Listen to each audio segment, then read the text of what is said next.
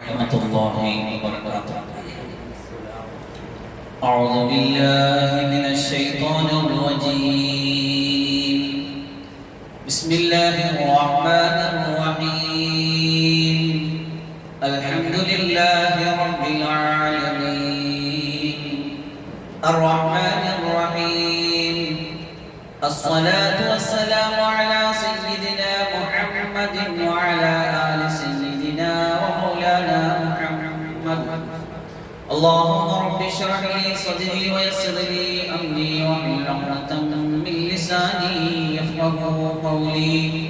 اللهم رب يسر ولا تعسر، رب زدنا علما وحلما وحفظا وعقلا وأدبا كاملا. رب تمم بالخير والسعادة برحمتك يا أرحم الراحمين. اللهم انفعنا بما علمتنا وعلمنا ما ينفعنا وزدنا علما. الحمد لله على كل حال، ونعوذ بالله من أهوال أهل النار. بسم الله ما شاء الله، لا يسوق الخير إلا الله. بسم الله ما شاء الله، لا يصرف السوء إلا الله. بسم الله ما شاء الله، ما كان من نعمة فمن الله. بسم الله ما شاء الله، لا حول ولا قوة إلا بالله. بسم الله الرحمن الرحيم. وآية لهم الليل نسلخ منه النهار فإذا هم مظلمون. عن عبد الله بن عباس رضي الله عنهما أنه قال: بت في بيت ميمونة رضي الله عنها والنبي صلى الله عليه وسلم عندها، فلما كان ثلث الليل الآخر أو بعضه قعد فنظر إلى السماء فقرأ: إن في خلق السماوات والأرض واختلاف الليل والنهار لآيات لأولي الألباب. അല്ലാഹു സുബ്ഹാനഹു വ തആല പരിശുദ്ധവും പരിപാവനവുമായി മജ്‌ലിസിൽ നമ്മെ ഒരുമിച്ച് ചേർത്തതുപോലെ നാളെ അല്ലാഹുവിന്റെ സദസ്സിൽ അല്ലാഹുവിന്റെ ഖുർആൻ പാരായണം കേൾക്കാൻ വേണ്ടി, അല്ലാഹുവിന്റെ പാരായണം ശ്രവിക്കാൻ വേണ്ടി സാഗൂതം ശ്രവിച്ചിരിക്കുന്ന അവന്റെ ഇഷ്ടദാസമാരുടെ കൂട്ടത്തിൽ നമ്മെയും നമ്മുടെ മാതാപിതാക്കളെയും ഗുരുനാഥന്മാരെയും വേണ്ടപ്പെട്ടവരെയും ഗുണകാംക്ഷികളെയും അഭ്യുദയകാംക്ഷികളെയും അല്ലാഹു ഒരുമിച്ച് കൂട്ടി അനുഗ്രഹിക്കുമാറാകട്ടെ. അല്ലാഹുവിന്റെ സ്വർഗ്ഗത്തിൽ അല്ലാഹു അവന്റെ അടിമകൾക്ക് വേണ്ടി തയ്യാറാക്കി വെച്ചിരിക്കുന്ന പരകോടി അനുഗ്രഹങ്ങൾക്കിടയിൽ ഒരു സമഗ്രമായ അനുഗ്രഹമാണ് അല്ലാഹുവിന്റെ സ്വതസിദ്ധമായ ശൈലിയിൽ അല്ലാഹുവിന്റെ ഖുർആൻ അല്ലാഹു തന്നെ പാരായണം ചെയ്യും. അല്ലാഹു നല്ല മനോഹരമായിട്ട് അല്ലാഹുവിന്റെ ഖുർആൻ പാരായണം ചെയ്യുന്ന രംഗം സൂറത്തുൽ നബ ആണ് എന്നും അതല്ല മറ്റേതോ ചില സൂറത്താണെന്നൊക്കെ അതിനെ സംബന്ധിച്ച് അഭിപ്രായമുണ്ട്. അല്ലാഹു മനോഹരമായിട്ട് എക്കാലത്തെയും ഏറ്റവും വലിയ അത്ഭുതമായ ലോകാത്ഭുതമായ കടന്നു വന്ന പ്രവാചകന്മാർക്ക് അല്ലാഹു നൽകിവിട്ട ദൃഷ്ടാന്തങ്ങളെല്ലാം അത്ഭുതങ്ങളെല്ലാം കവച്ചു വെച്ച് ഇന്നും ലോകത്തിന്റെ മുമ്പിൽ വെല്ലുവിളി ഉയർത്തി നിലനിൽക്കുന്ന ഖിയാമത്ത് നാൾ വരെ വള്ളി പുള്ളി വിസർഗങ്ങൾക്ക് വ്യതിയാനമില്ലാതെ പിടിച്ചു നിൽക്കുന്ന അത്ഭുതങ്ങളുടെ കേദാരമായ വിശുദ്ധ ഖുർആൻ അല്ലാഹുവിന്റെ സ്വതസിദ്ധമായ ശൈലിയിൽ അല്ലാഹു ഖുർആനെയും ഖുർആന്റെ തജ്വീദിനെയും അല്ലാഹു ഇറക്കിയതാണ്. നമ്മൾ തജ്വീദിൽ പഠിക്കുന്ന ഖാനൂനുകളും നിയമങ്ങളും എല്ലാം അല്ലാഹു ഇറക്കിയതാണ്. വറത്തൽനാഹു തർതീല, ഖുർആനെ അല്ലാഹു അവതരിപ്പിച്ചത് തർതീലായിട്ടാണ്. അല്ലാഹുവിന്റെ ഖുർആൻ പാരായണം ചെയ്യാൻ വ്യത്യസ്തമായതിന്റെ സ്പീഡിന്റെ ഓതലിന്റെ വേഗതയുടെ അടിസ്ഥാനത്തിൽ 3 വിഭാഗമായിട്ട് തിരിച്ചിട്ടുണ്ട്. തർതീലെന്നും ഹദറെന്നും ഖിറാഅത്തെന്നും അതിനെ പറ്റി പറയും. എഴുതിയെടുക്കാൻ പാകത്തിലുള്ള പാരായണമുണ്ട്, കുറച്ചും കൂടി സ്പീഡ് കൂടുന്ന ഒരു ഖിറാഅത്തുണ്ട്, കുറച്ചും കൂടി വേഗതയിൽ ഓതുന്ന ഒരു ഖിറാഅത്തുണ്ട്. ഈ വ്യത്യസ്തമായ ഖിറാഅത്തുകളെല്ലാം അല്ലാഹു അതിൻ്റെതായ തനതായ ശൈലിയിൽ അവതരിപ്പിച്ച് നമുക്ക് തന്നു. അതിന്റെ ഇദ്ഗാമും അതിന്റെ ഇഖ്ഫാവും അതിന്റെ ഇഖ്ലാബും അതിന്റെ സിഫാത്തും അതിന്റെ ഖൽഖലയും അതിന്റെ മഖാരിജും അതിന്റെ സിഫാത്തും ഒക്കെ അല്ലാഹു അവതരിപ്പിച്ച സ്വതസിദ്ധമായ ശൈലിയാണ്. അത് പിന്നെ ആരെങ്കിലും അതിന് ഡിസൈൻ ചെയ്തു കൊടുത്ത, മോഡിഫിക്കേഷൻ ചെയ്തു കൊടുത്ത, മനോഹാരിതയ്ക്ക് വേണ്ടി എന്തെങ്കിലും ട്യൂൺ ചെയ്തു കൊടുത്ത സംവിധാനമല്ല. 1500 വർഷങ്ങൾക്ക് മുമ്പ് ഹബീബായ മുത്തായ സല്ലല്ലാഹു അലൈഹി വസല്ലം തങ്ങൾക്ക് 23 വർഷക്കാലം കൊണ്ട് അല്ലാഹു ബൈത്തുൽ ഇസ്സയിൽ നിന്നും ഒന്നാം ആകാശത്തു നിന്നും ഹബീബായ മുത്തായ തങ്ങൾക്ക് അവതരിപ്പിച്ചു കൊടുത്ത വിശുദ്ധമായ ഖുർആൻ അതിന്റെ അതേ ശൈലിയിൽ തന്നെയാണ് ഇറക്കിയത്, നിലനിൽക്കുന്നത്, നാളെ അല്ലാഹു പാരായണം ചെയ്യുന്നത്. അത് കേൾക്കാൻ വേണ്ടി കൊതിച്ചിരിക്കുന്നവരാണ് നാം ഓരോരുത്തരും. ഖുർആനിന്റെ മജ്ലിസിൽ ഇരിക്കുമ്പോൾ, ഖുർആൻ ഓതുമ്പോൾ, ഖുർആൻ ആക്കുമ്പോഴൊക്കെ, ഖുർആൻ കേൾക്കുമ്പോഴും ഒക്കെ നമുക്ക് ആ ഒരു സുന്ദരമായ മജ്ലിസ് നമ്മൾ സ്വപ്നം കാണുകയാണ്. അല്ലാഹു നമുക്ക് തൗഫീഖ് ചെയ്ത് അനുഗ്രഹിക്കുമാറാകട്ടെ. എത്ര സുന്ദരമായിരിക്കും ശബ്ദങ്ങളുടെ മാധുര്യം സൃഷ്ടിച്ച തമ്പുരാൻ. ലോകത്തുള്ള ശബ്ദം മുകുളങ്ങളെ സൃഷ്ടിച്ചു വെച്ച് ഏത് രൂപത്തിൽ സെറ്റപ്പ് ചെയ്താൽ ഏത് ശബ്ദം പുറത്തു വരുമെന്ന് അറിയുന്ന സൃഷ്ടാവായ ഒടയ തമ്പുരാൻ എല്ലാ നിർമ്മാണ വൈദഗ്ധ്യങ്ങളുടെയും അവസാന വാക്കായ പടച്ച തമ്പുരാൻ ഓതുന്ന ഖുർആനിന്റെ ശബ്ദവും അതിന്റെ ശബ്ദവീചികളും അതിന്റെ സൗന്ദര്യവും അതിന്റെ മാധുര്യവും അതെങ്ങനെയാണ് നമുക്ക് അനുഭവിക്കാനാകുക, ആസ്വദിക്കാനാകുക നമുക്കറിയില്ല. അല്ലാഹു നമുക്ക് തൗഫീഖ് തരട്ടെ. അല്ലാഹുവിനെ കാണുക എന്ന സൗഭാഗ്യമുണ്ട്, അല്ലാഹുവിന്റെ ചാരത്തിരിക്കുക എന്ന സൗഭാഗ്യമുണ്ട്, അല്ലാഹുവിന്റെ അർശിന്റെ തണൽ കൊള്ളുക എന്ന സൗഭാഗ്യമുണ്ട്, ഹബീബായ മുത്തായ തങ്ങൾ സല്ലല്ലാഹു അലൈഹി വസല്ലമയെ കാണുക, തങ്ങളുടെ മുറാഫഖത്ത് അനുഭവിക്കുക എന്ന സൗഭാഗ്യമുണ്ട്. അങ്ങനെ 1000 സൗഭാഗ്യങ്ങളുടെ കൂട്ടത്തിൽ ഒരു സൗഭാഗ്യമാണ് അല്ലാഹുവിന്റെ ഖുർആൻ ആസ്വദിക്കാൻ സൗഭാഗ്യം. നമ്മൾ നമ്മുടെ ജീവിതത്തിന്റെ ആഴ്ചയിൽ ഒരു സമയം, കുറച്ച് സമയം വന്നിരുന്നിട്ട് ഈ ഖുർആനിന്റെ മജ്ലിസിൽ നിന്ന് ഓതുകയും കേൾക്കുകയും പാരായണം ചെയ്യുകയും ചെയ്യുമ്പോൾ അല്ലാഹു സുബ്ഹാനഹു അതിന്റെ ഹഖ് കൊണ്ട്, ജാബ് കൊണ്ട്, ബറക്കത്ത് കൊണ്ട്, പവിത്രം കൊണ്ട്, പുണ്യം കൊണ്ട് നാളെ പരലോകത്തിൽ അല്ലാഹുവിന്റെ മുന്നിൽ അതിരുന്ന് ഓതുവാനും കേൾക്കുവാനും ഓരോ ആയത്തുകളും അൽഫാദുകളും എടുത്തു വെച്ച് അതിനെ പഠിച്ചുകൊണ്ടിരിക്കുമ്പോ, അതിന്റെ അന്വേഷണങ്ങൾ നടത്തിക്കൊണ്ടിരിക്കുമ്പോ, അതിനെ സംബന്ധിച്ച് നമ്മൾ അപഗ്രഥനങ്ങൾ നടത്തിക്കൊണ്ടിരിക്കുമ്പോ അതിൽ തൃപ്തിപ്പെട്ടിട്ടെങ്കിലും അല്ലാഹു സുബ്ഹാനഹു നാളെ തന്റെ ഇഷ്ടദാസന്മാർക്ക് നൽകുന്ന മഹനീയമായ അനുഗ്രഹത്തിന്റെ ഭാഗമായി അല്ലാഹു നമ്മളെയും അവിടെ ഒരുമിച്ച് അനുഗ്രഹിക്കുമാറാകട്ടെ. അതിനുള്ള സൗഭാഗ്യം അല്ലാഹു നമുക്ക് നൽകുമാറാകട്ടെ.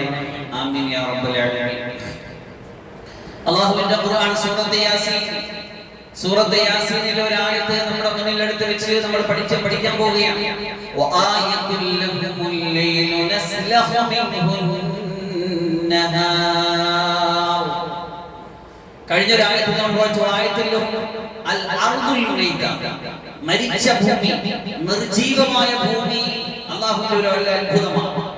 നിർജീവമായ ഭൂമി അല്ലാഹു സജീവമാക്കുന്ന രംഗങ്ങളെ കുറിച്ചും അതിനെ സജീവമാക്കുന്നവരുടെ പുണ്യത്തെ കുറിച്ചും അതിന്റെ നേട്ടങ്ങളെ കുറിച്ചൊക്കെ കഴിഞ്ഞ ആയത്തിൽ നമ്മൾ സംസാരിച്ചു. ഇപ്പൊ പറയുന്നത് രാത്രി ഒരു ദൃഷ്ടാന്തമാണ്, രാത്രി ഒരു അത്ഭുതമാണ്. രാത്രിയുടെ അത്ഭുതത്തെ കുറിച്ച് അല്ലാഹു പറയുകയാണ്.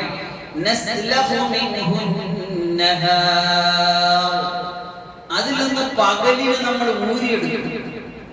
സലഹ എന്ന് പറയുന്നാൽ സാധാരണ തൊലി ഉരിക്കുക, അല്ലെങ്കിൽ നമ്മുടെ ഷർട്ടിനെ ഊരുക എന്നൊക്കെയാണ് പറയുന്നത്. എങ്ങനെയാണ് രാത്രിയിൽ നിന്ന് അല്ലാഹു പകലിനെ ഊരിയെടുക്കുന്നത്? അതിനെക്കുറിച്ചൊക്കെ നമ്മൾ ചിന്തിച്ചിട്ടുണ്ടോ? നമ്മൾ എത്രയോ വർഷങ്ങളായിട്ട് അല്ലാഹുവിന്റെ സൂറത്ത് യാസീൻ ഖുർആൻ നമ്മൾ പാരായണം ചെയ്യുന്നുണ്ട്. അതിൽ നിന്ന് ഊരിയെടുക്കുന്ന, രാത്രിയിൽ നിന്ന് പകലിനെ ഊരിയെടുക്കുന്ന ഒരു സാങ്കല്പികത നമ്മൾ ആരെങ്കിലും എത്ര നാൾ നമ്മൾ അതിനെക്കുറിച്ച് ചിന്തിച്ചിട്ടുണ്ടോ? എത്ര നാളോ ഓതി ഇതിനെക്കുറിച്ച് നമ്മൾ മനസ്സിലാക്കിയിട്ടുണ്ടോ? എന്താണ് ഈ ഊരിയെടുക്കൽ? രാത്രിയിൽ നിന്ന് പകലിനെ ഊരിയെടുക്കുന്നത് എങ്ങനെയാണ്? അതിനെക്കുറിച്ച് നമ്മൾ ചിന്തിച്ചാൽ നമുക്ക് മനസ്സിലാകും, നമ്മളൊക്കെ ചിന്തിക്കുന്നതിനേക്കാൾ നമുക്ക് ചിന്തകൾ അല്ലെങ്കിൽ അത്ഭുതങ്ങൾ, കണ്ടെത്തലുകൾ, നമ്മുടെ സയന്റിഫിക് ബാലപാഠങ്ങൾ മനുഷ്യൻ കണ്ടെത്തുന്നതിന് വർഷങ്ങൾക്ക് മുമ്പേ അല്ലാഹു സുബ്ഹാനഹു വ തആല ഈ ഭൂമിയുടെ എത്രയോ ദൂരെ നിന്ന് നോക്കാവുന്ന ഒരു ചിത്രമാണ് നമ്മുടെ സൂറത്ത് യാസീനിലൂടെ വരച്ചു കാട്ടുന്നത്. നമ്മൾ ഒരു ഡ്രോണിൽ ഒരു ക്യാമറ വെച്ചിട്ട് കുറച്ച് മുകളിലേക്ക് പറത്തി വിട്ടാൽ അതിന് നൽകാവുന്ന പരമാവധി ലിമിറ്റിൽ നിന്ന് ഉയർത്തി ഡ്രോണിനെ വിട്ടിട്ട് അവിടെ നിന്ന് നമ്മളൊരു വീഡിയോ ക്യാപ്ചർ ചെയ്താൽ, നമ്മളൊരു വീഡിയോ റെക്കോർഡ് ചെയ്താൽ നമുക്ക് ഈ രംഗം കാണാൻ പറ്റും. രാത്രിയിൽ നിന്ന് ഊരി പകലിൽ ഇങ്ങനെ ഊരി ഊരി ഊരി ഊരി ഊരി പോകുന്നത് കാണാൻ പറ്റും. ഒരു മനുഷ്യന്റെ ശരീരത്തിൽ നിന്നൊരു ശക്തി പോലെ, ഒരു ആടിന്റെ ശരീരത്തിൽ നിന്ന് തൊലിയ പതുക്കെ ഇങ്ങനെ ഉരിക്കും പോലെ ഒരു വിഹക വീക്ഷണം നമുക്ക് ചെയ്താൽ ഡ്രോണും ഒക്കെ എന്ന് വന്നതാണ്.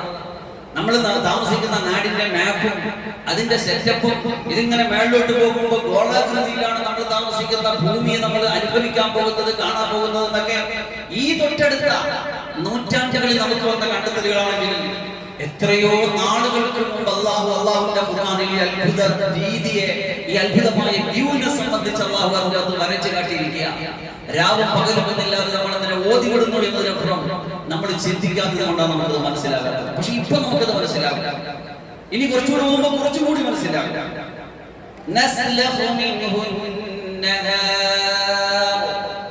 ഒരു സൈഡിൽ നിന്ന് ഇങ്ങനെ രാത്രി പോകുന്നു, ഒരു സൈഡ് ഒരു പകലിനെ ഒരു സൈഡിലേക്ക് ഇങ്ങനെ വലിച്ചു കുരുന്നത് പോലെ നമുക്ക് തോന്നും. അവിടെയൊക്കെ ഇങ്ങനെ രാത്രിയാകുക. ഇതൊരു ദൃഷ്ടാന്തമാണ്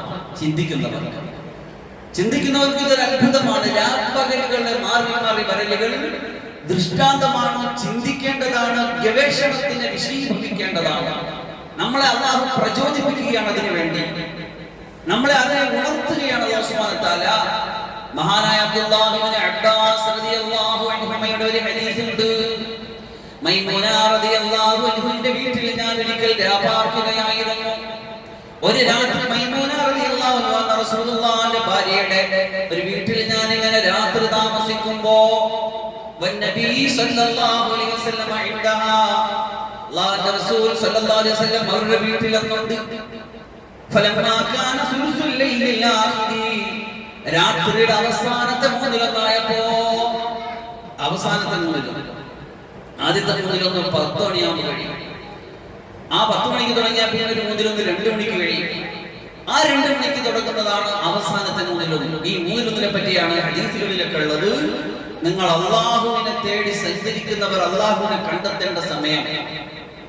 അള്ളാഹു രാത്രി 1-ാം ആകാശത്തേക്ക് ഇറങ്ങി വന്ന് അടിയാറുകളുടെ പ്രശ്നങ്ങളെ ശ്രവിക്കാനും കേൾക്കാനും പരിഹാരം കാണാനും കണ്ടെത്തുന്ന സമയം 2 മണി സമയമാണ്.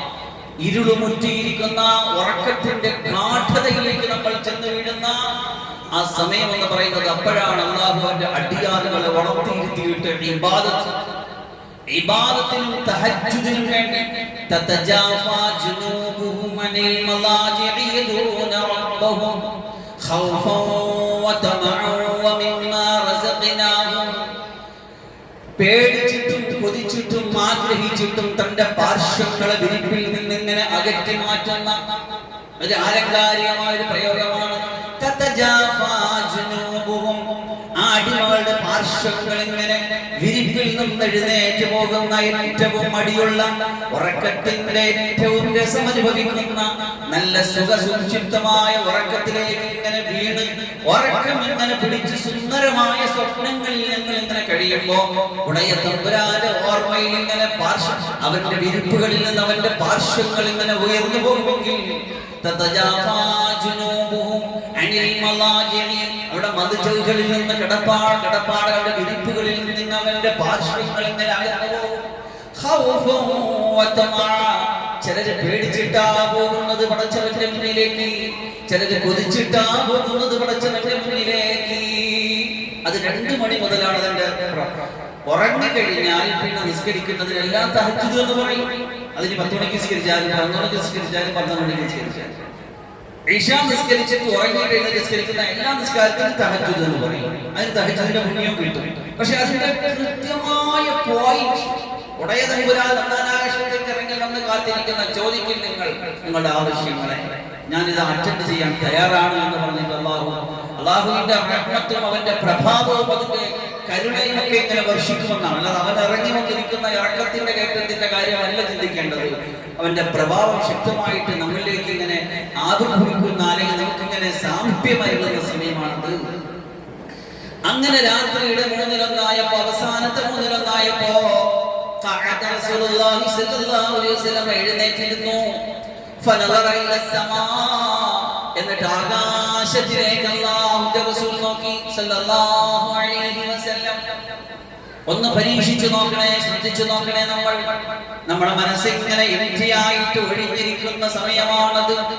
ഉടയ തമ്പുരാന്റെ വഹദാനിയത്തും അവന്റെ ഉലൂഹിയത്തും അവന്റെ ഖഹാരിയത്തും അവന്റെ ജബ്ബാരിയത്തും അവന്റെ ഗൗരവവും അവന്റെ സ്നേഹവും അവന്റെ ഇഷ്ടവും ഒക്കെ നമ്മുടെ മനസ്സിന്റെ ഉള്ളിലേക്ക് ആവാഹിച്ചെടുക്കാൻ പറ്റിയ സമയമാണത്. ജീവിതത്തിന്റെ കുടുംബത്തിന്റെ ഒഫീഷ്യൽ തിരക്കുകളൊന്നുമില്ലാത്ത ഉറക്കത്തിന്റെ ഒരവസ്ഥയിൽ നിന്ന് മാറി മനസ്സിങ്ങനെ ഫ്രീ ആയിട്ടിരിക്കുന്ന ഒരു ഫ്രീ മൈൻഡിന്റെ ഉള്ളിലേക്ക് ആകാശത്തിന്റെ അത്ഭുതങ്ങളെ നോക്കിയിട്ട്, രാപ്പകലുകൾ മാറി മാറി വരലുകളെ നോക്കിയിട്ട് തന്റെ ഹൃദയത്തിലേക്ക് ആ അത്ഭുതങ്ങളുടെ സ്വാംശീകരണം, അതിന്റെ ശക്തിയുടെ കഴിവിന്റെ കുതിരത്തിന്റെ സ്വാംശീകരണം ഉണ്ടായിരിക്കേണ്ട സമയത്തെ കുറിച്ചാണ് റസൂൽ സ്വല്ലല്ലാഹു അലൈഹി വസല്ലം നമ്മളെ പഠിപ്പിക്കുന്നത്. ലോകത്തിലെ ഏറ്റവും വലിയ സയന്റിസ്റ്റുകളായ ശാസ്ത്രം എന്താണെന്ന് അറിയാത്ത മെഡിറ്ററേനിയൻ കടൽ തീരത്തിൽ ഞണ്ടും മാക്രിയും പറക്കി നടന്നിരുന്ന അമേരിക്കക്കാരന്മാരെ, യൂറോപ്യക്കാരന്മാരെ ഇക്രയിന്റെ സന്ദേശം കൊണ്ട് ശാസ്ത്രീയമായ വേദികളിലേക്ക്, ശാസ്ത്രീയമായ ചിന്തകളിലേക്ക് നയിച്ച അല്ലാഹുവിന്റെ വിശുദ്ധമായ ഖുർആൻ, ആ ഖുർആനിന്റെ ഒരു ആയത്ത് ഓതിയിട്ട് അല്ലാഹുവിന്റെ റസൂൽ സല്ലല്ലാഹു അലൈഹി വസല്ലം തങ്ങൾ ഇങ്ങനെ ആകാശത്തേക്ക് നോക്കിയിരിപ്പാ. ഏറ്റവും വലിയ നിരീക്ഷകനാണവർ, ഏറ്റവും വലിയ സയന്റിസ്റ്റാണവർ. ലോകത്തിന് ശാസ്ത്രം സംഭാവന ചെയ്ത, യൂറോപ്യന്മാരെ തട്ടിയുണർത്തിയ, ലോകത്തുള്ള ഒരുപാട് അത്ഭുത നമ്മൾ കാണുന്നതും നമ്മൾ ചിന്തിക്കുന്നതിനും അപ്പുറം അത്ഭുതങ്ങളെ പറഞ്ഞു തന്ന അറിവിന്റെ സ്രോതസ്സേതാ നമ്മുടെ പഞ്ചേന്ദ്രിയങ്ങളാണ്. കണ്ടറിവും കേട്ടറിവും മണത്തറിവും രുചിച്ചറിവും ഒക്കെയാണ് പഞ്ചേന്ദ്രിയങ്ങളെ കൊണ്ടുള്ള അറിവ്. ഇന്ദ്രിയാതീതമായ അറിവിനപ്പുറമുള്ള അറിവ് രൂപത്തിന്റെ അറിവാണ്. ലോകത്ത് നടക്കുന്ന ശാസ്ത്രങ്ങളും കണ്ടെത്തലുകളും, ലോകത്ത് നടക്കുന്ന ചരിത്രവും എല്ലാം നമുക്ക് കിട്ടുന്ന അറിവിന്റെ സ്രോതസ്സുകൾ എവിടെയാണ്? അത് കണ്ടും കേട്ടും അനുഭവിച്ചും അറിഞ്ഞുമുള്ള അറിവുകളാണ്. എന്നാൽ അതിനും അപ്പുറം ഒരു അറിവിന്റെ സ്രോതസ് ലോകത്ത് സംഭാവന ചെയ്യാൻ അല്ലാഹുവിന്റെ ഖുർആന് മാത്രമേ കഴിയൂ. അല്ലാതെ ലോകത്തൊരു വേദഗ്രന്ഥങ്ങൾക്ക് അത് കഴിഞ്ഞിട്ടില്ല, ഒരു സയന്റിഫിക് നോവലുകൾക്ക് അത് കഴിഞ്ഞിട്ടില്ല, ഒരു സയന്റിഫിക് സമ്മേളനങ്ങൾക്ക് അത് കഴിഞ്ഞിട്ടില്ല. ലോകത്ത് പഞ്ചേന്ദ്രിയങ്ങളാകുന്ന 5 അറിവുകളുടെ സ്രോതസ്സുകൾക്ക്, സോഴ്സുകൾക്ക് അപ്പുറം ഒരു അറിവിന്റെ സ്രോതസ് വെച്ചത് നബുവത്തിന്റെ വഹീന്റെ അറിവാണ്. അത് ഹബീബായ മുഹമ്മദ് സല്ലല്ലാഹു അലൈഹി വസല്ലം തങ്ങൾക്ക് അല്ലാഹു കൊടുത്തിട്ടുള്ളൂ. ജിബ്രീൽ അലൈഹിസ്സലാം എന്ന മാലാഖ മുഖേന അല്ലാഹു അത് കൊടുത്തത്. അത് ലൗഹിൽ മഹ്ഫൂദിൽ നിന്ന് 1-ാം ആകാശത്തേക്ക് കൊണ്ടുവന്ന അറിവാണ്. ആ 1-ാം ആകാശത്ത് നിന്ന് താരതമ്യേന കാലക്രമേണ വിഷയാനുസൃതമായി, വിഷയത്തിന് കാലാനുചിതമായി കൊണ്ട് ആകാശത്ത് നിന്ന് ഇറക്കി 23 വർഷക്കാലം കൊണ്ട് പൂർത്തിയാക്കി. ഇഖ്റ ബിസ്മി റബ്ബിക്കല്ലദീ ഖലഖ എന്ന് തുടങ്ങി അവസാനം വഇലൈഹി തുർജഊൻ എന്ന് പറഞ്ഞ ആ അൽഉം അക്മൽതു ലക്കും ദീനകും വഅത്മംതു അലൈക്കും നിഅമതി വറദീതു ലക്കുൽ ഇസ്ലാമ ദീന എന്ന ഹജ്ജത്തുൽ വദാഇ അറഫ മൈതാനിൽ വെച്ച് പൂർത്തിയാക്കുന്ന ഇസ്ലാമിന്റെ സമ്പൂർണ്ണീകരണത്തിന്റെ ടൈം വരെ 23 വർഷക്കാലം കൊണ്ട് ഇറങ്ങി തീർന്ന അല്ലാഹുവിന്റെ ഖുർആൻ ഈ ലോകത്തിലേക്ക് കൊണ്ടുവന്നത് പഞ്ചേന്ദ്രിയങ്ങൾക്ക് അപ്പുറമുള്ള അറിവാണ്. അതുകൊണ്ടാണ് ഞാൻ പറയുന്നത്, ലോകത്തെ ഏതെങ്കിലും ശാസ്ത്രം അത് ഖുർആൻ പറഞ്ഞ ശാസ്ത്രമാ, മറ്റുള്ളവർ പറഞ്ഞ ഊഹങ്ങളാ. ആകാശത്ത് നോക്കിയിട്ട് സൂര്യന്റെ ചലനത്തെ കുറിച്ച് പറഞ്ഞിരുന്നു ഒരു കാര്യം. അന്ന് സൂര്യൻ ചലിക്കുന്നു എന്ന് പറഞ്ഞിരുന്നില്ല. സൂര്യൻ ഒരു കേന്ദ്ര ബിന്ദുവാ. പിന്നെ ഭൂമി ഒരു സ്ഥലത്ത് നിൽക്കുന്നു, അല്ല സൂര്യൻ ഒരു സ്ഥലത്ത് നിൽക്കുന്നു, ഭൂമിയാണ് അതിനെ വലയം ചെയ്യുന്നതെന്ന് ഗലീലിയോ പറഞ്ഞു. അങ്ങനെ പറഞ്ഞിട്ട് കുറെ നാൾ കഴിഞ്ഞപ്പോ പിന്നെ കണ്ടെത്തി അങ്ങനെയല്ല. സൂറത്ത് യാസീൻ നമുക്ക് തൊട്ടടുത്ത് പഠിക്കാനുള്ള ആയത്തതാ. അള്ളാന്റെ ഖുർആനിലോ സമഗ്രമായിട്ട് ശാസ്ത്രീയ സത്യം പറഞ്ഞു. സൂര്യൻ ചലിക്കുകയാണ്. ലോകത്തിങ്ങനെ സൗരയൂഥത്തിന്റെ കേന്ദ്രമായ സൂര്യൻ ഒരു പോയിന്റ് നിൽക്കുകയും ഭൂമിയും മറ്റ് ഗ്രഹങ്ങളൊക്കെ അതിനെ ചുറ്റുകയേ ഉള്ളൂ. സൂര്യൻ ചലിക്കില്ല എന്ന് ലോകം കണ്ടെത്തി. അതാ ഞാൻ പറഞ്ഞത്, ശാസ്ത്രം പറയുന്നത് ഊഹങ്ങളാ, ശാസ്ത്രം പറയുന്നത് ഊഹാപോഹങ്ങളാ. അത് നാളെ തിരുത്താം. പക്ഷെ അള്ളാന്റെ ഖുർആൻ പഞ്ചേന്ദ്രിയങ്ങളെ കൊണ്ട് കണ്ടും കേട്ടും അറിഞ്ഞും പഠിച്ചും ചരിത്രം പഠിച്ചും മനസ്സിലാക്കിയ അറിവല്ല. അത് വഹീന്റെ അറിവാണ്. അത് ആകാശത്ത് നിന്ന് വന്ന അറിവാണ്. അത് ആകാശത്ത് നിന്ന് അല്ലാഹു ജിബ്രീൽ എന്ന മാലാഖ മുഖേന ഹബീബായ മുഹമ്മദ് സല്ലല്ലാഹു അലൈഹി വസല്ലം തങ്ങളുടെ മനസ്സിലേക്ക് ഇട്ടുകൊടുത്ത ലോകത്തിലുള്ള അത്ഭുതങ്ങളെ സൃഷ്ടിച്ച ശാസ്ത്രീയമായി ഒരു വിവരവുമില്ലാത്ത കാലത്ത് അവരിങ്ങനെ ആകാശത്തേക്ക് വന്ന് നോക്കിയിരിക്കുമ്പോൾ ഓരോ വിജ്ഞാനങ്ങൾ ഇങ്ങനെ ഇട്ടുകൊടുത്തു. അവരതിനെ ഗവേഷണം ചെയ്തു, അതിനവരെ കണ്ടെത്തി, അതവരെ നോവലുണ്ടാക്കി, അതിന് പുസ്തകമുണ്ടാക്കി. എന്നിട്ട് അവര് ലോകത്ത് ഒരുപാട് സംഭാവന ചെയ്തു. എന്നിട്ട് സ്പെയിൻ പോലുള്ള ഇസ്ലാമിക സംസ്കാരത്തിന്റെ ഈറ്റില്ലമായിരുന്ന സ്പെയിൻ പോലുള്ള വൈജ്ഞാനിക കേന്ദ്രങ്ങളെ തകർത്ത് തരിപ്പണമാക്കി. ബഗ്ദാദ് പോലുള്ള ഉള്ളതുപോലത്തെ ലൈബ്രറികളെ തകർത്ത് തരിപ്പണമാക്കി. എന്നിട്ട് ലോകത്തുള്ള സയന്റിസ്റ്റുകളുടെ, ലോകത്തുള്ള സയൻസിന്റെ, ലോകത്തുള്ള ശാസ്ത്രത്തിന്റെ, ലോകത്തുള്ള അറിവിന്റെ മുഴുവൻ കുത്തകയും യൂറോപ്യന്മാരാണെന്ന് വെച്ചു. ഇന്ന് നമ്മൾ ചോദിച്ചു നോക്കിയാൽ, അന്വേഷിച്ച് നോക്കിയാൽ, ഗൂഗിൾ ചെയ്ത് നോക്കിയാൽ ഇത് എവിടെ നിന്ന് വന്നോ അത് അവിടെ നിന്ന് വന്നോ എന്ന് പറയും. എവിടെ നിന്ന്? യൂറോപ്യൻ്റെതാണെന്ന് പറയും. യൂറോപ്യന്റെ സയൻസ് ആണെന്ന് പറയും. വൈദ്യശാസ്ത്രം അവിടെ നിന്ന് വന്നു, ഏതെങ്കിലും ഒരു യൂറോപ്യന്റെ പേര് പറയും. ഗോളശാസ്ത്രം അവിടെ നിന്ന് വന്നു, യൂറോപ്യന്റെ പേര് പറയും. ഏത് ശാസ്ത്രത്തിന്റെ പിതൃത്വവും അവർ ഏറ്റെടുത്തിട്ടുണ്ട്. പോയത് ഖുർആനിൽ നിന്ന്, വിഭാവന ചെയ്തത് ഖുർആന, വെളിച്ചം വീശിയത് ഖുർആന. നിർഭാഗ്യമെന്ന് പറയട്ടെ, വളരെ ഐതിഹ്യപരമായിട്ട് അവരെന്ത് ചെയ്തു? ഈ ശാസ്ത്രീയ സംഗതികളെ കൊണ്ടുപോയി പഠിച്ചിട്ട് അവർ സ്വന്തം ശാസ്ത്രമാക്കി ലോകത്ത് പ്രചരിപ്പിച്ചു. ഈ ഉമ്മത്തിൽ നിന്നും അത് നോക്കിക്കണ്ടുകൊണ്ട് നിൽക്കുകയാണ്. നമ്മുടെ പൈതൃകങ്ങൾ അവർ തകർത്ത് തരിപ്പണമാക്കുകയാണ്. ഇന്ന് ഗസയിൽ ചെയ്യും പോലെ, ഫലസ്തീനിൽ ചെയ്യും പോലെ, ബഗ്ദാദിൽ ചെയ്തതുപോലെ, പിന്നെ സ്പെയിനിൽ ചെയ്തതുപോലെ എല്ലാം വിളിച്ചു തരപ്പിലാക്കി ഇതിന്റെ പൈതൃകം ഒരു അവകാശപ്പെട്ടുകൊണ്ടിരിക്കുകയാണ്. പക്ഷെ ഇങ്ങനെയൊക്കെ പറഞ്ഞാലും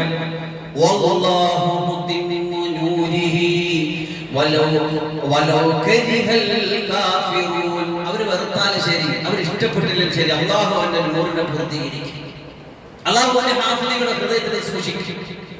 തലമുറ കൈമാറിയിട്ട് ഈ ഹിഫ്ളും ഈ ഖുർആനും ഈ ഖുർആന്റെ ഗവേഷണങ്ങളും അൽഹംദുലില്ലാഹ് വളരെ ഈ ലോകത്തുനിന്ന് വളരെ വ്യാപിച്ചു കിടക്കുന്ന ഒരു വൈജ്ഞാനികമാണ് ഖുർആനിക ശാസ്ത്രം, ഖുർആനിക വിജ്ഞാനം. അതിനെക്കുറിച്ച് ഇങ്ങനെ റിസർച്ച് നടന്നുകൊണ്ടിരിക്കുകയാണ്. നമ്മളൊക്കെ കേരളത്തിൽ പോലും ഇന്ത്യയിൽ പോലും അതിനെക്കുറിച്ചുള്ള അന്വേഷണങ്ങളും പഠനങ്ങളും അറബി കോളേജുകളും ഖുർആൻ റിസർച്ച് സെന്ററുകളൊക്കെ ഇങ്ങനെ വന്നുകൊണ്ടിരിക്കുകയാണ്. എന്ന് പറഞ്ഞാൽ ആ പൈതൃകത്തെ, പാരമ്പര്യത്തെ തിരിച്ചു പിടിക്കാൻ അതിനുവേണ്ടിയുള്ള അന്വേഷണം നടന്നുകൊണ്ടിരിക്കുകയാണ്. അപ്പൊ നമ്മളും അതിന്റെ ഒരു ഭാഗമാകുക. ചെറിയ നിലയ്ക്കെങ്കിലും തിരിച്ചുപോക്കിനെ കുറിച്ചാണ് ഞാൻ പറയുന്നത്, മടങ്ങിപ്പോക്കിനെ കുറിച്ചാണ് പറയുന്നത്, നഷ്ടപ്രതാപത്തെ വീണ്ടെടുക്കുന്നതിനെ കുറിച്ചാണ് പറയുന്നത്. അത് നമ്മൾ യോഗ്യതയുള്ളവരാകണം, ബേസിക് അറിവുള്ളവരാകണം. സർഫ് പഠിച്ച അറബി എന്ന ഭാഷയെ നമ്മൾ സ്വായത്തമാക്കണം. അറബിയുടെ സൗന്ദര്യവും അത്ഭുതവും, ലോകത്തെ ഏറ്റവും വലിയ ക്ലാസിക്കൽ ലാംഗ്വേജ് ആയ അറബിയുടെ തനതായ ശൈലികൾ പഠിച്ചെടുക്കണം. എങ്കിലേ ഈ വിശുദ്ധ ഖുർആന്റെ അത്ഭുതങ്ങൾ നമുക്ക് ഉൾക്കൊള്ളാൻ പറ്റുകയുള്ളൂ. ഇതിന്റെ സാഹിത്യ സമ്പൂർണതയെ, ഇതിന്റെ പ്രയോഗത്തിന്റെ ശാലീനതയെ, അതിന്റെ സൗന്ദര്യത്തെ, മാധുര്യത്തെ കൃത്യമായിട്ട് ആസ്വദിക്കാൻ പറ്റണമെങ്കിൽ ആ അറബി എന്ന ഭാഷയെ നമ്മൾ മനസ്സിലാക്കിയിട്ട് ഇത് പഠിച്ചെടുത്തിട്ട് ഉമ്മത്തിന്റെ മുമ്പിൽ സപ്ലൈ ചെയ്യണം. ഇതാരാ പറയേണ്ടത്? ഞാനും നിങ്ങളെന്നാ പറയേണ്ടത്. പക്ഷെ ഇന്ന് നമുക്ക് സയൻസ് പഠിക്കണമെങ്കിൽ, പിന്നെ ഗോളശാസ്ത്രം പഠിക്കണമെങ്കിൽ ഏതെങ്കിലും യൂറോപ്യന്റെ പുസ്തകമോ അല്ലെങ്കിൽ യൂറോപ്യൻകാരുടെ ഗൂഗിളോ അല്ലെങ്കിൽ അവന്റെ ഫേസ്ബുക്കോ അവന്റെ വിക്കിപീഡിയയോ അവന്റെ സെർച്ച് ചെയ്യേണ്ട അവസ്ഥ, ഗതികേട് നമുക്ക് വന്നിട്ടുണ്ട്. ഇത് ലോകത്തോട് പറയേണ്ടവർ നമ്മളായിരുന്നു ഇതിന്റെ ആൾക്കാർ, ഖുർആനിന്റെ ആൾക്കാർ. അപ്പൊ അതുകൊണ്ട് ഞാൻ അവസരമായി സൂചിപ്പിച്ചതാണ് നമ്മളെല്ലാവരും പഠിക്കാനും മനസ്സിലാക്കാനും. അങ്ങനെയുള്ള ഒരു തിരിച്ചുപോക്കിന് നമ്മളെല്ലാവരും കൂടെ തയ്യാറാകുക. ചിലപ്പോൾ നമ്മളിലോ നമ്മുടെ മക്കളിലോ നമ്മുടെ ചെറുമക്കളിലോ ഈ തിരിച്ചു പിടിക്കൽ യാഥാർത്ഥ്യമാകും. അന്ന് ലോകം ഫത്തഹാകും. അന്ന് ഉമ്മത്തിന്റെ കീഴിൽ ലോകം ഫത്തഹാകും. ഖുർആനിന്റെ വെളിച്ചം ലോകത്ത് പരക്കും. അൽഹംദുലില്ലാഹ് അതിന്റെ നല്ല വെളിച്ചങ്ങൾ പല ഭാഗത്തും നമുക്ക് കണ്ടുകൊണ്ടിരിക്കുന്നു. പ്രതീക്ഷാർഹമായ വെളിച്ചം അല്ലാഹു മനസ്സിലാക്കാൻ തൗഫീഖ് തരട്ടെ. ഹബീബായ മുത്തായ സല്ലല്ലാഹു അലൈഹി വസല്ലമ തങ്ങൾ ആകാശത്തേക്ക് നോക്കിയിട്ട് ഓതിയ ഒരു ആയത്തുണ്ട്. തഹജ്ജുദിന് എഴുന്നേൽക്കുന്നവരെ, രാത്രി ഉണർന്നെഴുന്നേൽക്കാൻ സൗഭാഗ്യം കിട്ടുന്നവരെ, അങ്ങനെയാണ് പറയുന്നത്. എത്ര കൊതിച്ചാലും കിട്ടാത്തൊരു സൗഭാഗ്യമാണത്. എത്ര വലിയ കഴിവും സാമർഥ്യമുണ്ടെന്ന് പറഞ്ഞിട്ട് കാര്യമില്ല. രാത്രിയിൽ അല്ലാഹു ഏതെങ്കിലും ഒരു അടിമയെ രഹസ്യം പറയാൻ വിളിച്ചുണർത്തണമെന്ന് ആഗ്രഹിക്കുമ്പോ അവനെ അല്ലാഹു ഉണർത്തിയെടുത്തിട്ട് ഉതുവെടുപ്പിച്ചിട്ട് പല്ല് തേച്ചിട്ട് കൊണ്ട് നിർത്തിയിട്ട് അല്ലാഹുവിന്റെ മുന്നിൽ ഇങ്ങനെ കൈകെട്ടി നിർത്തിയിട്ട് അവനെ കൊണ്ട് നോതി നിസ്കരിപ്പിച്ചിട്ട് ദുആ ചെയ്യിപ്പിച്ചിട്ട് കരയിപ്പിച്ചിട്ട് അവന്റെ കാര്യം സാധിപ്പിച്ചു കൊടുക്കും തമ്പുരാൻ. ഇതാണ് റഹ്മാനും റഹീമുമായ തമ്പുരാൻ. അതിന് എനിക്ക് നിങ്ങൾക്ക് ആർക്കൊക്കെ സൗഭാഗ്യമുണ്ടെന്ന് നമ്മൾ ഓർമ്മിച്ചു വെക്കും. അല്ലാഹു തൗഫീഖ് തരട്ടെ. ചെറിയ കാര്യമല്ല, ചെറിയ കാര്യമല്ല തഹജ്ജുദ്, ചെറിയ കാര്യമല്ല. ചെയ്യാൻ നമുക്ക് തൗഫീഖ് തരട്ടെ. ആഗ്രഹിക്കാം, കൊതിക്കാം, പക്ഷെ കിട്ടണമെങ്കിൽ വലിയ സൗഭാഗ്യമാണ്. കിട്ടുമെങ്കിൽ എത്രയോ നമുക്കിടയിലൊക്കെ എത്രയോ മുന്നണികൾ മുന്നിനകത്ത് സാധാരണക്കാർ വലിയ അറിവും വെളിവുള്ള ടീമൊന്നും ആയിരിക്കില്ല. പക്ഷെ തഹജ്ജുദ് മുടക്കാത്ത, വർഷങ്ങളായിട്ട് തഹജ്ജുദ് മുടക്കാത്ത കൊണ്ടുണ്ടാവും എന്ന് പറഞ്ഞാൽ അർത്ഥം ആ പാവപ്പെട്ടവനെ അല്ലാഹു വിളിച്ചുണർത്തിയിട്ട് അവന്റെ രാത്രി അവരുമായിട്ട് സംവദിക്കുന്നു എന്നർത്ഥം. എന്നെ നിങ്ങൾ അതിനെ തെരഞ്ഞെടുത്തിട്ടുണ്ടോ ഇല്ലേ? ഉണ്ടെങ്കിൽ നമ്മൾ ഭാഗ്യവന്മാരാ, ഇല്ലെങ്കിൽ നമ്മൾ ഭാഗ്യത്തിലേക്ക് എത്താൻ കൊതിക്കുകയും പരിശ്രമിക്കുകയും ചെയ്യും. അല്ലാഹു തൗഫീഖ് തരട്ടെ. ഹബീബായ മുത്തായ സല്ലല്ലാഹു അലൈഹി വസല്ലമ തങ്ങൾ ആ രാത്രിയുടെ നിശബ്ദതയിൽ ആകാശത്തേക്ക് നോക്കി ചെയ്തൊരു പാരായണം ചെയ്തൊരു ആയത്തുണ്ട്. ഇന്ന ഫീ ഖൽഖിസ് സമാവാതി വൽ അർളി വഖ്തിലാഫിൽ ലൈലി വൻ നഹാരി ലആയാതിൻ ലിഉലിൽ അൽബാബ്. അല്ലാഹുവിന്റെ റസൂൽ സല്ലല്ലാഹു അലൈഹി വസല്ലം തൗഹീദിന്റെ നൂല് കൊണ്ട് സത്യം ചെയ്തു പറയുകയാ, തീർച്ചയായിട്ടും ആകാശത്തിന്റെ സൃഷ്ടിപ്പിൽ, ഭൂമിയുടെ സൃഷ്ടിപ്പിൽ, രാത്രിയുടെയും പകലിന്റെയും മാറി മാറി വരലുകളിൽ ഒരുപാട് അടയാളങ്ങളുണ്ട്, ഒരുപാട് ദൃഷ്ടാന്തങ്ങൾ ഒളിപ്പിച്ചു വെച്ചിട്ടുണ്ട്. അല്ലാഹുവിനെ തിരിച്ചറിയാനുള്ള അത്ഭുതങ്ങളേറെ ഈ സംഗതികളാകുന്ന പ്രാപഞ്ചിക പ്രതിഭാസങ്ങളിൽ. ആകാശം ഒരു തൂണില്ലാതെ നിർത്തിയിരിക്കുന്ന ആകാശം തട്ടുകൾ 7 ശക്തമായ തട്ടുകളായിട്ട് ഇങ്ങനെ വെച്ചിരിക്കുന്ന ഈ ആകാശവും നമ്മൾ ഇങ്ങനെ ജീവിക്കുന്ന ഗോളാകൃതിയുള്ള ഈ ഭൂമിയും, ഇതിന്റെ സൃഷ്ടിപ്പിൽ അത്ഭുതമുണ്ട്, ഇതിന്റെ സൃഷ്ടിപ്പിൽ അടയാളമുണ്ട്, ഇതിന്റെ സൃഷ്ടിപ്പിൽ തെളിവുണ്ട്. എന്തിന്? ഇതിന്റെ പിന്നിൽ നല്ലൊരു ഖാലിഖായ, മുസബ്ബിറായ, ബാരിആയ തമ്പുരാൻ, നല്ലൊരു ഡിസൈനറിന്റെ, നല്ലൊരു എഞ്ചിനീയറിംഗ് വൈദഗ്ധ്യം ഇതിന്റെ പിന്നിൽ പ്രവർത്തിച്ചിട്ടുണ്ട്.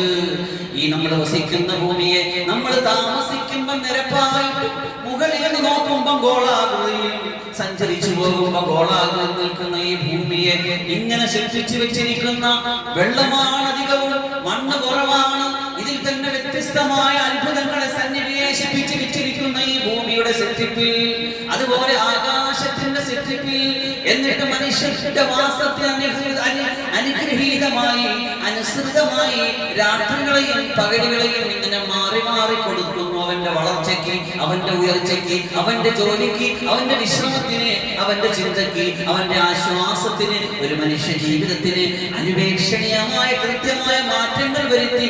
രാവും അതിന്റെ പിന്നിൽ പകലും, അതിന്റെ പിന്നിൽ വീണ്ടും രാവും, ഇങ്ങനെ മാറി മാറി തന്ന തമ്പുരാന്റെ ഈ സൃഷ്ടിപ്പിൽ അത്ഭുതമുണ്ട് എന്ന് മുത്തായ തങ്ങൾ സല്ലല്ലാഹു അലൈഹി വസല്ലം അവസാനത്തെ 2 മണി മുതൽ അങ്ങോട്ടുള്ള തഹജ്ജുദിന്റെ നിസ്കാര വേളയിൽ ആകാശത്ത് നോക്കിയിട്ടായ തോതിയത്രേ.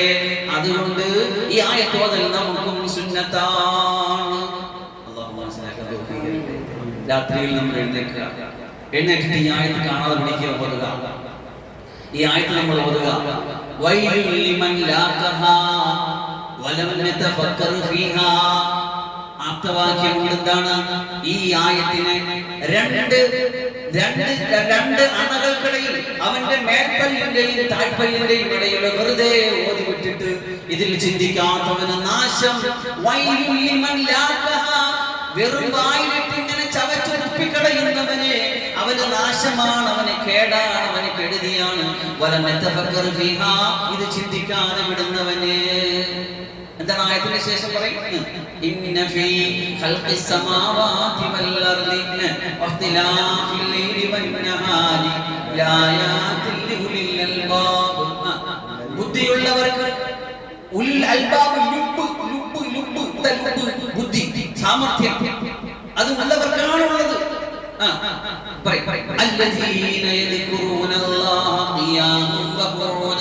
നിന്നുകൊണ്ടും ഇരുന്നുകൊണ്ടും പടച്ചവനെ ഓർമ്മിക്കുന്നവർ, സ്മരിക്കുന്നവർ, ഇബാദത്ത് ചെയ്യുന്നവർ, പാർശ്വങ്ങളുടെ മേലിൽ കിടന്നാലും അല്ലാഹുവിനെ ദിക്ർ ചെയ്യുന്നവർ, ആകാശഭൂമികളുടെ അത്ഭുതങ്ങളിൽ ചിന്തിക്കുന്നവർ,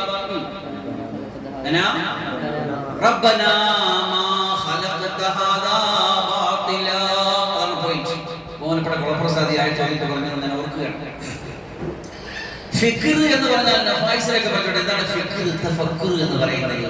ഫിക്ർ എന്ന് പറയുന്നത് തഹ്സീനുൽ മജ്ഹൂലാത്തി ബിതർതീബിൽ മഅലൂമാത്തി എന്നാണ്. തഹ്സീനുൽ മജ്ഹൂലാത്തി ബിതർതീബിൽ മഅലൂമാത്തി, അറിയാവുന്ന കാര്യങ്ങൾ ചേർത്തിണക്കി വെച്ചുകൊണ്ട് അറിയാത്തതിലേക്ക് ചെന്ന് ചേരുക. നമുക്ക് അറിയാം ആകാശത്തിന്റെ ഒരു പരിധി വരെയുള്ള കാര്യങ്ങൾ നമ്മൾ കേട്ടിട്ടും പഠിച്ചിട്ടുമുണ്ട്. ഭൂമിയുടെ കാര്യങ്ങളെ കുറിച്ച്, ഈ ആകാശ ഭൂമികൾ തമ്മിലുള്ള ബന്ധത്തെ കുറിച്ച്, നമ്മളെ ഭൂമി നമ്മൾ ജീവിക്കുന്ന ഈ ഭൂമി എത്രയോ വലിയ വലിയ ഭൂഖണ്ഡങ്ങളാണ്. അതിൽപ്പെട്ടൊരു ഭൂഖണ്ഡമാണ് നമ്മുടെ ഏഷ്യ, അതിൽപ്പെട്ടൊരു രാജ്യമാണ് നമ്മുടെ ഇന്ത്യ, അതിൽപ്പെട്ടൊരു സ്റ്റേറ്റ് ആണ് നമ്മുടെ കേരളം, അതിൽപ്പെട്ടൊരു ഡിസ്ട്രിക്റ്റ് ആണ് നമ്മുടെ കൊല്ലം, അതിൽപ്പെട്ടൊരു താലൂക്കാണ് കൊട്ടാരക്കര, അതിൽപ്പെട്ട പഞ്ചായത്ത് ഏതാണ് ചടയമംഗലം, അതിൽപ്പെട്ട എത്ര ഗ്രാമം ഏത് പോരയുടെ ഗ്രാമത്തിൽ ഒരു ചെറിയ സ്ഥാപനം. അപ്പൊ നമ്മൾ ആ വലിയ പ്രാപഞ്ചിക വിസ്മയത്തിൽ എത്ര ചെറുതാണ് അവിടെയാണ് നമ്മൾ ഇരിക്കുന്നത്. ഇതിൽ നമ്മളെ വിശാലമായിട്ട് മനസ്സിൽ നിന്ന് പറത്തിവിടാൻ പറ്റും. ഈ നമ്മുടെ മനസ്സുപോലെ സ്പീഡുള്ള, മനസ്സുപോലെ വിശാലതയുള്ള ഒരു സാധനം ലോകത്ത് ഇതുവരെ കണ്ടുപിടിച്ചിട്ടില്ല. നിമിഷങ്ങൾ കൊണ്ട് അങ്ങനത്തെ ഇന്നത്തെ തിരിച്ചിരുന്ന ഒരു സാധനം ലോകത്തിൽ കണ്ടുപിടിച്ചിട്ടില്ല. ബുറാക്കിനെക്കാളും ഒരു സ്പീഡ് വരും. ബുറാക്ക് കണ്ടെത്തുന്ന സ്ഥലത്താണ്, അത് നമ്മൾ കണ്ടെത്തും. നമ്മൾ കണ്ടുപിടുന്ന എവിടെ നോക്കുമ്പോൾ ബുറാക്ക് അവിടെ നമ്മൾ അവിടെ ബുറാക്കിന്റെ സ്പീഡ്, അതിനേക്കാൾ സ്പീഡ് കൂടെ നമ്മളെവിടെ പോയി ലൗഹുൽ മഹ്ഫൂദിൽ പോകണോ, സിദ്റത്തുൽ മുൻതഹയിൽ പോകണോ, അല്ലാഹുവിലേക്ക് പോകണോ, തിരിച്ചോണോ. അതാണ് അത്ഭുതം. അതാ കഴിഞ്ഞ ആഴ്ച പറഞ്ഞത്. നമ്മളിങ്ങനെ പ്രപഞ്ചത്തിൽ കാണുന്ന വസ്തുക്കളെ കണ്ടിട്ട് അത്ഭുതപ്പെടും. പക്ഷേ നീയാകുന്ന സാധനമാണ് ഏറ്റവും വലിയ അത്ഭുതം. നിന്റെ ഉള്ളിൽ വെച്ചിരിക്കുന്ന സൂപ്പർ സോണിക് സാധനമുണ്ടല്ലോ, ആ മനസ്സ്, അത് ഭയങ്കരമാണ്. ആ മനസ്സുകൊണ്ട് നിനക്കറിയാവുന്ന അറിവുകൾ ഇങ്ങനെ ചേർത്ത് വെച്ചാൽ നിനക്ക് ഇങ്ങനെ സൂര്യനെ ചുറ്റി സഞ്ചരിക്കണോ പോകാം, നിനക്ക് ചൂടനുഭവപ്പെടാതെ പോയിട്ട് വരാം, ഗാലക്സിയിൽ എടുത്ത് പോകണോ, സിദ്റത്തുൽ മുൻതഹയിൽ പോകണോ, എവിടെ വേണോ പോകാം. അറിയുന്ന കാര്യങ്ങളെ ചേർത്ത് വെച്ച് അറിയാത്തതിലേക്ക് പോയിക്കൊണ്ടിരിക്കുക. ഇതിന്റെ പേരാണ് ഫിക്ർ തഫക്കർ. ആകാശഭൂമികൾ ഇങ്ങനെയാണ് ചിന്തിക്കാനുള്ളത്. പിന്നെ ബാക്കി പറയും റബ്ബന, അത് വളരെ ശ്രദ്ധിക്കും. റബ്ബന മാ ഖലഖത ഹാദാ ബാത്തില, ഇതൊന്നും നീ വെറുതെ സൃഷ്ടിച്ചതല്ല റബ്ബേ. ബഹുമാനപ്പെട്ട പ്രസാദിയായി ചോദിച്ചിട്ട് പറഞ്ഞ അതേ തഫ്സീറിലേക്ക് ഓർമ്മയാണ്. ബൽ തുദ്കറ വ തുഅബദ, ബൽ തുദ്കറ വ തുഅബദ.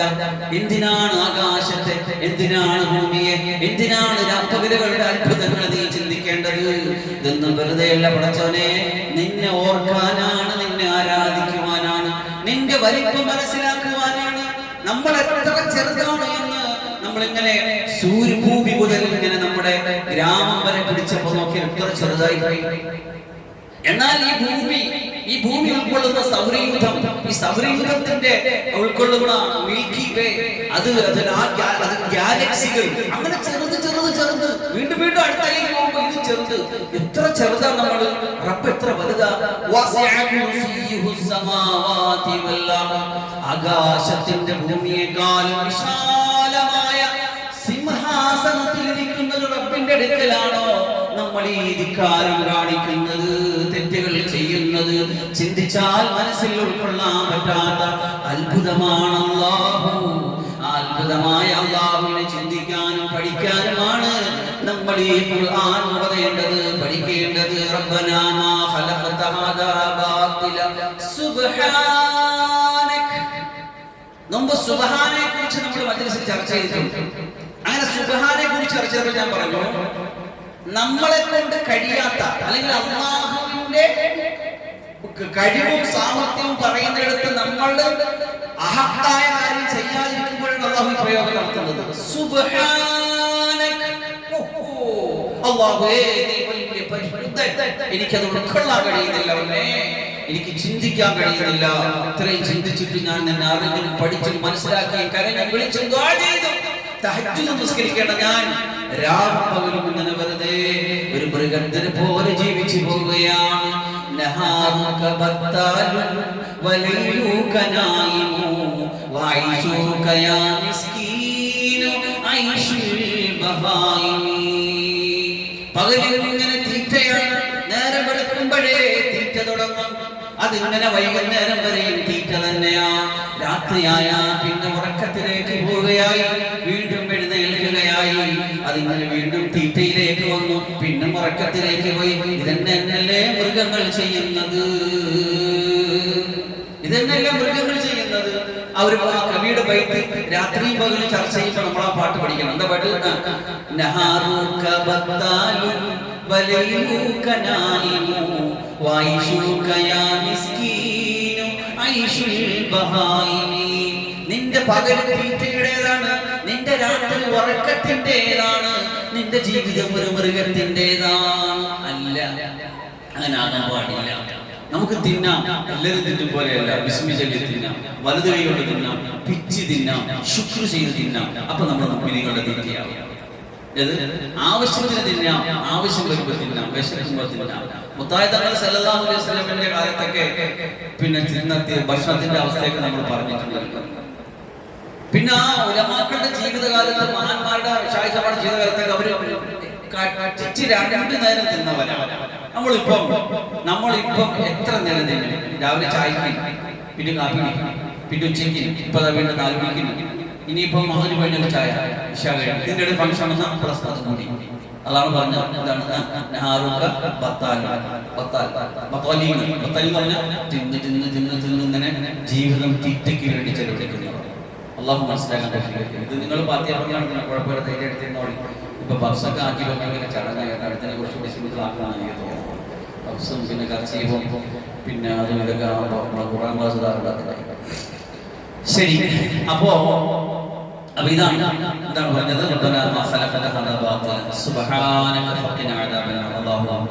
വിശുദ്ധമായ ഖുർആൻ പഠിക്കാൻ എങ്ങും എത്തിയിട്ടില്ല, തുടങ്ങിയിട്ടില്ല. നമ്മൾ തങ്ങൾ മദ്ഹ് ചെല്ലാൻ തുടങ്ങുമ്പോൾ ഒരു പക്ഷി ഇങ്ങനെ കൊത്തിയിട്ടിങ്ങനെ പറഞ്ഞു, നീ എന്ത് പണി കാണിക്കുന്നേ? അതിൽ നിന്ന് ഇങ്ങനെ വെള്ളം കുത്തിയെടുക്കാൻ ഇവിടെ നിന്ന് മടങ്ങുണ്ടല്ലോ, ഏത് കാര്യത്തിൽ അതുപോലെ നിങ്ങൾ ചെയ്യുന്നത്. മുത്തായ സല്ലല്ലാഹു അലൈഹി വസല്ലമിന്റെ മദ്ഹ് പറയാൻ തുടങ്ങുന്ന ബൂസൂരി തങ്ങളെ നിങ്ങൾ ചെയ്യുന്നത് അതാ. ഹസ്രത്ത് ഖദർ നബി അലൈഹിസ്സലാം മൂസാ നബിയും കൂടി കടലിൽ പോയ സംഭവം സൂറത്തുൽ കഹ്ഫിൽ നമ്മൾ പഠിച്ചിരുന്നു. അപ്പോഴും കണ്ടു, കപ്പലിന്റെ സൈഡിൽ നിന്ന് ഒരു മത്സ്യം, അല്ല ഒരു പക്ഷി ഇങ്ങനെ വെള്ളത്തിൽ ഇങ്ങനെ കൊത്തിയെടുത്തപ്പോൾ ഒരു തുള്ളി വന്നു. വമാ ഊതീതും മിനൽ ഇൽമി ഇല്ലാ ഖലീലാ. വിജ്ഞാനത്തിന്റെ ജ്ഞാനസാഗരങ്ങളിൽ നിന്നൊരു തുള്ളി മാത്രമാണ് നിങ്ങൾക്ക് നൽകപ്പെട്ടത്. ആ ഖുർആനും ഹദീസും ലോകവും എന്ത് നമ്മൾ എത്തിയിട്ടില്ല.